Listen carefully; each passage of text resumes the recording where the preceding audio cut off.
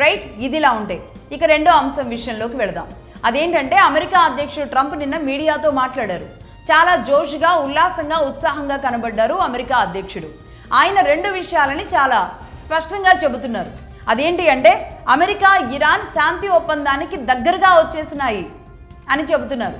America Iran శాంతి ఒప్పందానికి దాదాపుగా అంటే దగ్గరగా వచ్చేసినాయి, ఇంకా అయిపోవస్తోంది అని. అంటే ఇప్పటికీ 15 రోజుల సీజ్ ఫైర్ ఏదైతే ఉందో అందులో 10 రోజులు కంప్లీట్ అయిపోవడం జరిగింది. 8వ తారీఖున మొదలైంది కాబట్టి సరిగ్గా ఇవాటికి 10 రోజులు కంప్లీట్ అయింది. అంటే ఇంకొక 5 రోజులు మిగిలింది. ఈ 5 రోజుల్లో ఏదో ఒకటి తేల్చుకోవాలి అమెరికా అధ్యక్షుడు.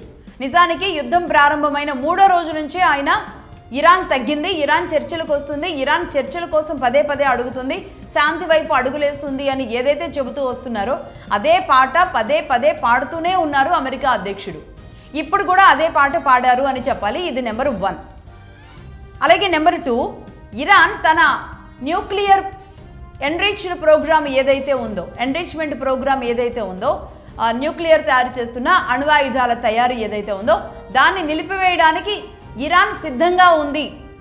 తాను మాకు ఒక రకంగా ఈ విషయంలో సరెండర్ అయింది, యురేనియం మొత్తం కూడా ఇచ్చేస్తానంటోంది అని రెండో విషయాన్ని బాంబు వేల్చినట్టు వేల్చారు అమెరికా అధ్యక్షుడు.